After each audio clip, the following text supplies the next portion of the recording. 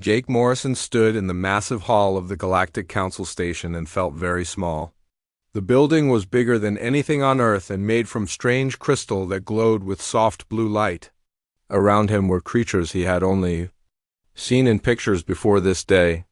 Some looked like giant insects with too many legs. Others were made of gas trapped inside metal suits. A few were tall and thin like trees, but with skin that changed colors when they moved. Jake wore his best suit and carried a folder full of papers that had taken 3 years to prepare. Next to him stood Dr. Lisa Carter, who knew more about alien languages than anyone on Earth.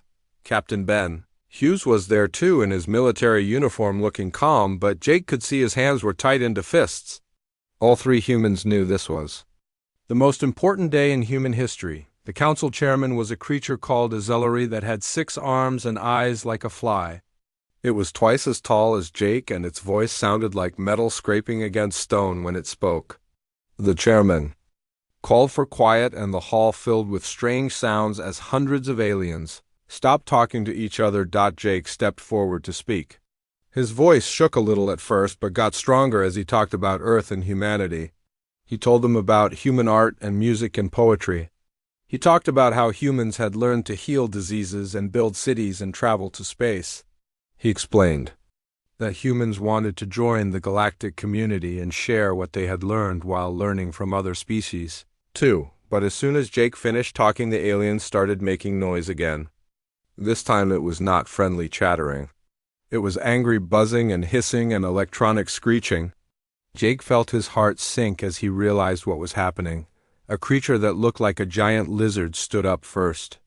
Its name was Sectar, and it spoke for the Corvin people. The translation device in Jake's ear turned the alien's hisses into words he could understand, but the words were not kind. "These humans are babies compared to us," Sectar said with contempt in his voice. "They have barely left their own planet while we have been traveling between stars for thousands of years. Their machines are simple toys, and their lives are so short they die before they can learn anything useful. They are too emotional and unpredictable to be trusted with real responsibilities." Another alien joined in.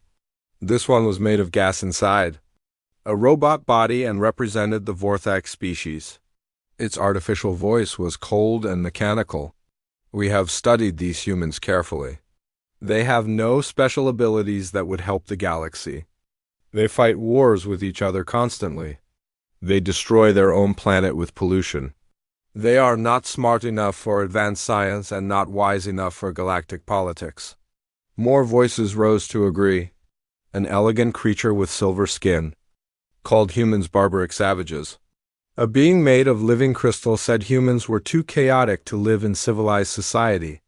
One after another, the advanced species of the galaxy stood up to explain why humanity was worthless and inferior. Jake listened to every insult and felt his face get hot with anger and shame. These creatures were calling his entire species stupid and violent and primitive. They were saying that humans had nothing to offer the galaxy and should stay locked on Earth, where they could not bother anyone important. Dr. Carter's hands were shaking as she held her translation device. She had spent years learning alien languages and studying their cultures. She had written papers about human achievements in medicine and engineering and art. Now she was hearing that none of it mattered to these beings who thought they were so much better than humans. Captain Hughes kept his face blank, but Jake could see the anger burning in his eyes. The captain had served in 3 wars defending Earth from threats. He had commanded space stations and trained astronauts. He was one of the bravest and smartest people Jake knew. Hearing aliens call him and all humans inferior was almost more than he could stand. The chairman finally called for order, and the alien voices got quiet again. It raised one of its 6 arms and spoke in that harsh metal voice. "The application from the species known as humans is denied," it announced. "Earth will remain under Category 7 protection status as a developing world. This council sees no future where your species could contribute anything meaningful to galactic civilization. You are dismissed." Just like that, it was over. 3 years of preparation and hope had been destroyed in 30 minutes. Jake stared at the chairman in shock. He had expected the decision might go against humanity, but he had never imagined such complete and insulting rejection. The three humans walked through the crystal corridors toward their ship in silence. Other aliens moved past them without even looking. To these advanced species, humans were nothing more than insects that had accidentally learned to build rockets. Dr. Carter was the first to speak when they were alone. They did not even consider what we showed them about human medicine. Our art meant nothing to them. They ignored how we adapt to different environments and solve problems in creative ways. Her voice was full of hurt and anger. Captain Hughes stopped walking and turned to face his companions. His calm military expression was gone now, and his face was dark with fury. They called us primitive while sitting in stations we could build if given the chance. They said we lack intelligence while using technologies we could master and improve. This was never about our abilities. They are afraid of us, Jake nodded slowly. The captain was right. The council species were not really concerned about human capabilities. They were worried about human potential. They had built their galactic civilization on the idea that they were superior to everyone else. Admitting humans as equals would threaten that comfortable belief. The three humans boarded their small transport ship called the Explorer and began the long journey back to Earth. During the flight, they did not talk much about what had happened or what they would tell the people waiting at home. But Jake could see in their faces the same determination. He felt burning inside himself. The galaxy had made a terrible mistake. They had looked at humanity and seen only weakness and primitiveness. They had missed the strength that came from surviving on a dangerous world. They had not understood the creativity that came from facing impossible problems. Most of all, they had not recognized the stubborn refusal to give up that made humans different from every other species they knew. The Council thought they had solved a problem by keeping humans contained on Earth. Instead, they had created their greatest challenge. Humanity would not stay quietly in their corner of space feeling sorry for themselves. They would prove their worth in ways the Council never expected. And when that day came, the galaxy would learn what happened when you underestimated the species from the small blue planet called Earth. 6 months after returning from the humiliating rejection at the Galactic Council, Director Karen Walsh stood in the command center of the Global Space Initiative in Geneva. The room buzzed with activity as engineers and scientists worked at computer screens showing star maps and ship designs. Karen had called together the brightest minds from every nation on Earth to work on something that would change human history forever. The meeting room was packed with people who had dropped everything to be here. Dr. Alex Rivera had flown in from the Mars Research Station where he had been working on new engine designs. Engineer Maria Santos had left her job building orbital platforms to join the project. Commander Rick Johnson had resigned from the regular military to lead something much more important. Dr. Nina Brooks had closed her xenobiology lab to focus entirely on this new mission. Karen stood at the front of the room and activated the large display screen. Star charts filled the wall showing hundreds of systems that the Council had marked as worthless or too dangerous for civilized species. Each red dot represented an opportunity that the galaxy's advanced races had ignored. Project Exodus is officially approved, Karen announced to the room. If the Galactic Council will not accept us as equals, we will show them what humans can accomplish when we stop asking for permission. The plan was bigger and more ambitious than anything humanity had ever attempted. While the Council species sat comfortably on their established worlds looking down on primitive humans, the supposedly inferior species would spread across the galaxy like wildfire. They would colonize planets the aliens considered uninhabitable, and build thriving communities in space where others feared to go. De Rivera pulled up his latest engine designs on the main screen. The fusion drives were sleek and powerful, using technology that improved on everything the Council races used. We reverse-engineered their propulsion systems from public data and made them 30% more efficient. Our ships will be faster and use less fuel than anything in Council space. Maria Santos added her construction plans to the display. The asteroid belt shipyards are already producing vessels at twice our projected rate. We designed a modular system that lets us build different types of ships using the same basic parts. Colony ships, mining vessels, research stations, and even military craft if we need them later. Commander Johnson stood up to address the group. His new Colonial Marine Corps had been recruiting volunteers for months and already had more people than they could train. These are not just adventurers looking for excitement. These are families willing to leave everything behind to build new lives among the stars. They understand the risks and they want to prove that humans belong in space. Dr. Brooks had spent the months since the Council rejection studying every piece of information available about alien species. We know their weaknesses now. Most Council races can only live in environments very similar to their homeworlds. They stick to proven technologies and rarely innovate.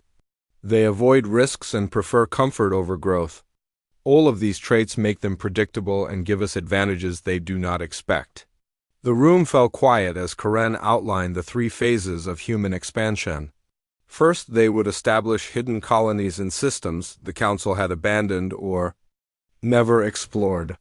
These settlements would be completely independent and able to survive without help from Earth. Second, they would develop new technologies by necessity as each colony faced unique challenges no one had solved before. Third, they would create a network connecting all human worlds that operated entirely outside Council control. We are not seeking war with the Council, Karen emphasized to everyone present. We will prove our worth through actions instead of words. Let them call us inferior while we colonize worlds they believe are impossible to live on. The first colony ship launched 3 weeks later carrying 500 volunteers to a planet in the Kepler system. The world was mostly desert with radiation levels that would kill most Council species, but humans had learned to adapt to harsh conditions during their evolution on Earth. Within 6 months, the colonists had built underground cities and developed new methods for extracting water from the mineral-rich soil. More ships followed every few weeks. Some went to ice worlds where the temperature never rose above freezing. Others traveled to planets with poisonous atmospheres or dangerous wildlife. A few established mining operations in asteroid fields, where the radiation was so intense that most aliens could not survive even in protective suits. Each destination had been rejected by Council survey teams as too hostile for civilization. The harsh conditions that drove away advanced alien species became humanity's greatest advantage. When you can only live in perfect environments, you become weak and dependent on technology to solve every problem. When you grow up on a world that tries to kill you every day, you learn to be creative and resourceful and tough. The desert colony learned to build better atmospheric processors that could work in extreme heat and dust storms. The ice world settlers developed new heating systems that used geothermal energy more efficiently than anything Earth had ever produced. The asteroid miners created artificial gravity generators that were smaller and used less power than the massive systems on Council stations. Every challenge forced rapid innovation. Food production systems that could work in any environment. Communication networks that functioned across vast distances without relay stations. Transportation systems designed for worlds with different gravity and atmospheric pressure. Medical facilities that could treat injuries and diseases in places where no one had ever lived before. Most importantly, these scattered human settlements maintained constant contact with each other and with Earth, a network of communication relays. And supply ships connected human space, creating an infrastructure that operated completely outside Council oversight. Trade routes developed between colonies as each world specialized in different resources and technologies. The volcanic world of New Pompeii became the center for advanced metallurgy, using lava flows to create alloys stronger than anything known. Council science. The gas giant moon, Europa Prime, developed underwater cities and became the hub for deep ocean research. The twin planets of Gemini Alpha and Beta created the first successful terraforming project, turning barren rocks into garden worlds in just 2 years. By the end of the expansion phase, humanity had established colonies in 43 star systems. Some were research outposts with only a few dozen scientists, but others had grown into full cities with hundreds of thousands of people. Earth's primitive and inferior children had quietly become one of the most widespread civilizations in the galaxy, and the Council had no idea it was happening. Captain Tom Bradley was having a normal day, mining asteroids in the Kepler system, when his ship's sensors detected something that would change everything. The mining vessel Resilience had been working the asteroid fields for 3 months, pulling rare metals from floating rocks that the Council species considered too dangerous to approach. Tom's crew of 12 had become experts at working in the high radiation environment that kept alien ships away.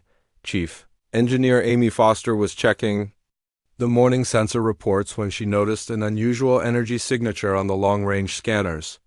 "Captain, we have a massive power fluctuation about 2 million kilometers away. Looks like a ship in serious trouble." Tom moved to the scanner station and studied the readings. The energy pattern was definitely artificial and much larger than any human vessel. Communications Officer Steve Parker was already trying to identify the source of the distress signal. "It's a Corvan scientific ship, sir. Their fusion containment is failing and they are requesting immediate assistance." Tom stared at the display screen for a long moment. The Corvan had been among the loudest voices calling humans primitive and worthless at the Council meeting. Their representative Sektar had described human technology as simple toys and human intelligence as barely above animal level. Now, a ship full of these superior beings was about to die in space, and only the inferior humans were close enough to help them. Dr. Rachel Kim, the mission's xenobiologist, looked up from her research station. She had been studying alien physiology for months, preparing for exactly this kind of situation. "Captain, if we don't help them soon, they will all be dead within 6 hours. Fusion containment failure means radiation poisoning for the entire crew." Amy Foster was already running calculations on her engineering console. "We can reach them in 90 minutes if we push the engines to maximum. Our mining equipment might be able to stabilize their power systems, but it will be risky." Tom made his decision quickly. "All hands prepare for emergency rescue operations. We are going to show these aliens what primitive humans can accomplish when lives are at stake." The Resilience raced toward the crippled alien vessel using mining thrusters that had never been designed for high-speed travel. When they arrived at the scene, Tom could see that the Corvan ship was in worse condition than their sensors had indicated. The hull was cracked in several places and venting plasma into space. Life support was failing and the alien crew was trapped inside a ship that was slowly killing them. Amy Foster suited up and led a team of engineers across to the alien vessel using magnetic clamps and cutting tools designed for asteroid work. The Corvan ship's design was completely different from human vessels, but the basic principles of fusion power were the same everywhere in the galaxy. Amy's team worked with desperate efficiency, using their mining experience to solve problems. The Corvan engineers could not handle. The key breakthrough came when Amy realized that the alien power distribution system was actually less advanced than human designs. The Corvan had built their ship to work perfectly under normal conditions, but they had no backup systems for emergencies. Human ships were designed to break down and be repaired because humans expected things to go wrong within 4 hours. Amy's team had not only prevented the Corvan ship from exploding, but had actually improved several of its systems. The power distribution network was now 15% more efficient than the original design. The life support system had better filtering and could handle larger crews. Even the artificial gravity generators worked more smoothly after human modifications. Dr. Kim spent the same 4 hours treating Corvan crew members who were suffering from radiation poisoning. Human medical knowledge included extensive experience with radiation exposure from nuclear accidents and space travel. The alien doctors had never seen anything like fusion containment failure, because their technology was supposed to be perfect. Kim's treatment saved 3 Corvan who would have died from their injuries. She used human medications adapted for alien physiology and surgical techniques that the Corvan had never seen before. By the time the crisis was over, she had established herself as the most knowledgeable radiation specialist in the local star systems. Commander Vexstar was the leader of the Corvan expedition and found himself in the uncomfortable position of owing his life to the humans his people had dismissed as worthless. As the two crews worked together to complete repairs, the barriers between their species began to break down. Vexstar watched human engineers solve problems with tools and techniques that should not have worked according to Corvin science. When the repairs were finished, Tom invited the alien crew to share a meal aboard the Resilience. The human ship's dining area was cramped and simple compared to the elegant Corvin vessel, but the food replicators had been modified to produce meals safe for alien consumption. As they ate together, Vexstar found himself asking questions about human technology and culture. "Your people's ability to adapt is remarkable," Vexstar admitted to Tom as they shared coffee and alien tea. "We analyzed your ship's specifications before this incident, and by our calculations, it should not have been capable of the rescue operations you performed today." Tom smiled and gestured around the practical interior of his mining vessel. "That is the difference between us and the Council species. You see limitations where we see opportunities for improvement. Your people design systems to work within specific parameters, and when those parameters change, you are helpless. We design systems that can be modified and upgraded and adapted as needed because we expect the universe to surprise us." The conversation continued for hours as the two captains compared their approaches to space travel and survival. Vexstar learned that human ships carried 3 times as many spare parts as Corvin vessels. Human crews trained for emergencies that Corvin crews had never considered. Human technology was built to be repaired and improved by people with limited resources working in impossible conditions. What neither crew knew was that their rescue operation had been observed by a Council monitoring station on the edge of the star system. The automated sensors had recorded everything from the moment the Corvin ship's distress signal was detected to the final repairs completed by human engineers. The data was already being transmitted to Council headquarters, where it would raise questions that no one was prepared to answer. Word of the rescue spread through Council space faster than official reports could travel. Other stranded vessels began requesting human assistance instead of waiting for Council rescue services, which could take days or weeks to arrive. Human mining crews and colony ships found themselves responding to distress calls across the galaxy as their reputation for creative problem-solving grew. Each rescue operation demonstrated human capabilities that the Council had overlooked or dismissed. The supposedly primitive species was saving advanced alien lives with technology the aliens had called inferior. The emotional and unpredictable humans were proving more reliable in emergencies than the logical and superior Council races. 3 years after humanity had quietly spread across the galaxy, the Galactic Council faced a crisis that their most advanced medical experts could not solve. A mysterious plague had appeared in the Andorian sector, affecting multiple alien species at the same time. Entire colonies were dying, while Council doctors remained completely baffled by the disease that seemed to adapt faster than any treatment they tried. Dr. Peter Collins was working late at the Human Research Facility on New Haven Colony when the first reports reached him through the Galactic Communication Network. Peter had spent years studying alien biology and human diseases, trying to understand how Earth viruses might affect other species. His research partner, Dr. Grace Turner, had focused on treatment protocols that combined human medical knowledge with alien biotechnology they had acquired through trade.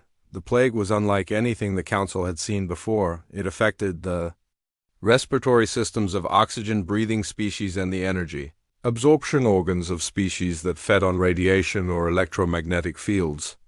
Most disturbing of all, the disease seemed to learn from every treatment attempt and became resistant to medications within hours of first exposure. Peter read through the Council medical reports with growing excitement rather than fear. The symptoms and adaptation patterns reminded him of viral outbreaks that had devastated Earth centuries ago, before humans learned to fight diseases that changed faster than traditional medicine could handle. "Grace, you need to see this immediately." He called to his partner, who was analyzing alien blood samples in the next lab. Dr. Turner studied the data with the same recognition that Peter had felt. "This is exactly like the Shanghai flu pandemic of 2157. The virus adapts to treatments by incorporating genetic material from the host species. Traditional council medicine tries to kill the virus directly, but that just makes it stronger. The two human doctors worked through the night developing a treatment approach that was completely different from anything the council had tried. Instead of fighting the virus directly, they would work with its adaptation mechanisms to guide its evolution toward a harmless form. The technique had been used successfully on Earth, but never on alien species with completely different biology.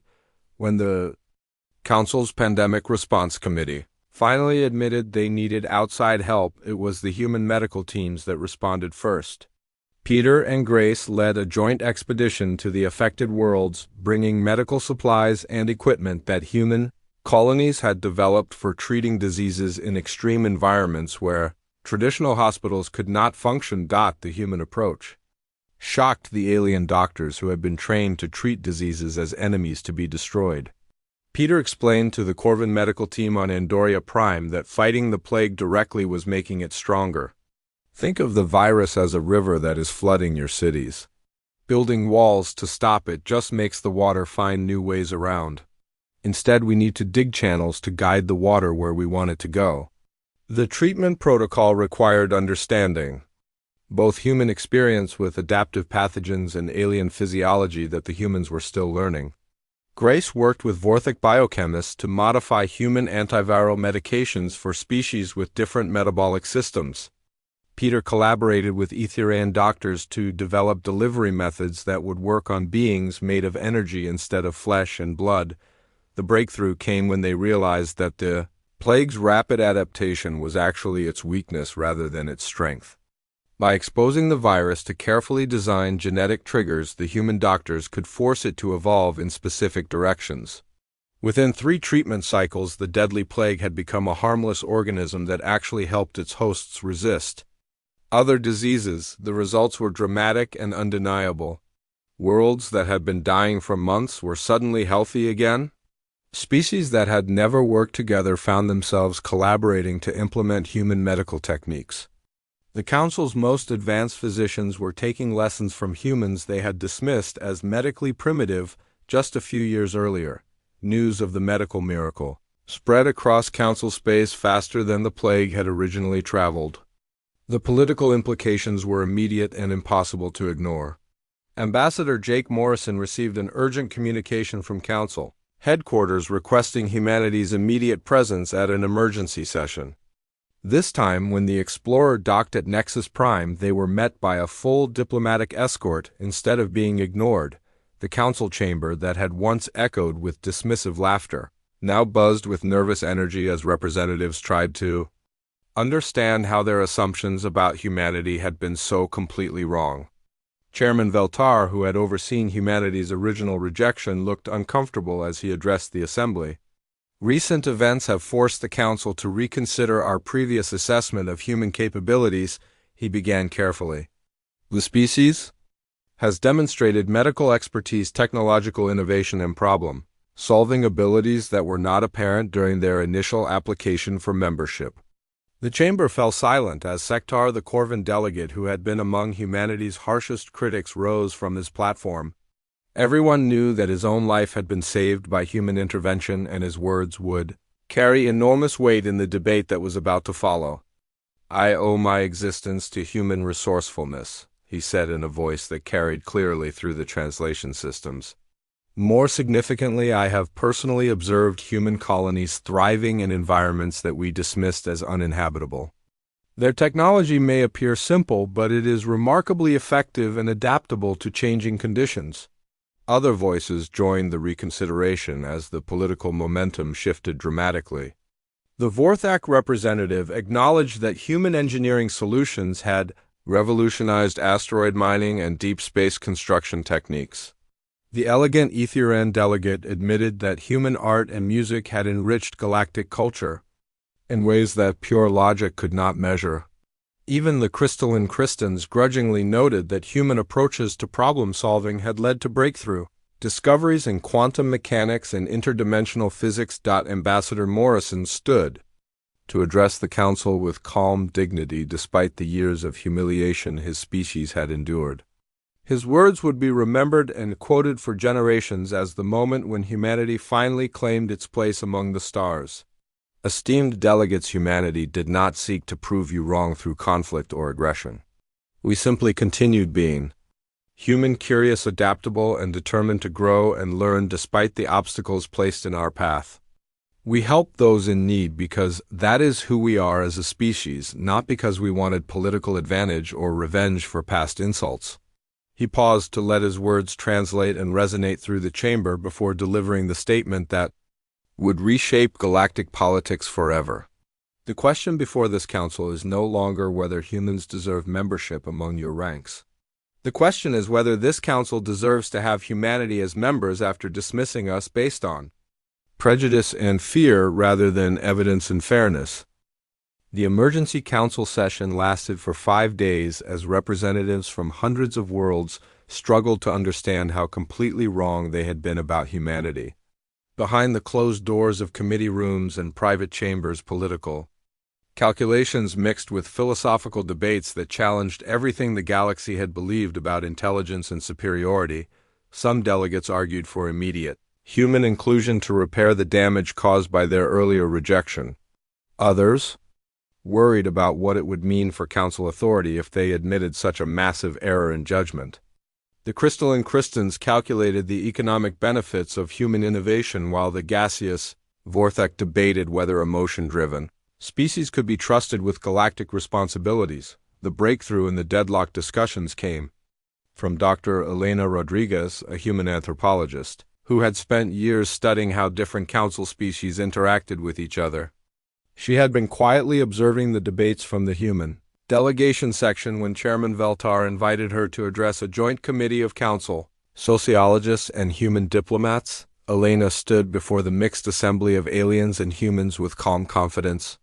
She had prepared for this moment by studying not just alien cultures but also how humans appeared to other species. Her research would change how the galaxy thought about intelligence and advancement. The Council's original assessment of humanity was not entirely incorrect. She began surprising everyone in the room. Humans are indeed different from all established Council species.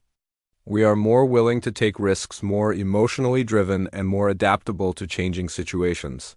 But these traits are not weaknesses as you believed. They are evolutionary advantages for a species that developed on a world with extreme environmental variations. She activated the display screen and showed her comparative analysis of human colonies versus council settlements. The data told a story that no one could argue with. Human colonies had higher survival rates in dangerous environments, faster technological development, and more diverse economic activities than any comparable council settlements. Council species established colonies in places similar to their homeworlds using proven technologies and established procedures, Elena continued. Humans colonize anywhere, adapt to everything, and create solutions for problems that have never occurred before. More importantly, human colonies actively help each other and assist nearby alien settlements, creating beneficial relationships instead of competitive ones. The evidence was overwhelming and impossible to dismiss. Human settlements had rescued stranded council vessels more than 300 times in the past 2 years. Human medical techniques were being adopted by alien doctors across the galaxy. Human engineering solutions had improved the efficiency of council space stations and mining operations. Chairman Veltar called for the final membership vote after extensive deliberations that included input from economic analysts, military strategists, and cultural experts. The result was unprecedented in the thousands of years of council history. Not only was humanity granted full membership, but they were also invited to join the Council's governing committee as specialists in crisis response, colonial development, and medical innovation. Ambassador Morrison accepted the invitation with grace, but also presented conditions that shocked the assembly.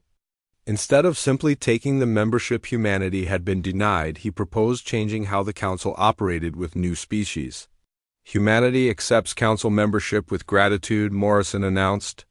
But we also propose expanding the Council's mission beyond simply maintaining relationships among established civilizations. We should actively seek out developing species and offer guidance and partnership instead of dismissal and containment. The proposal created intense debate throughout the chamber. The council had operated for millennia on the principle of graduated membership based on technological and social development standards. Morrison was suggesting a fundamental shift toward inclusion and mentorship that would require changing laws and traditions that were older than human civilization.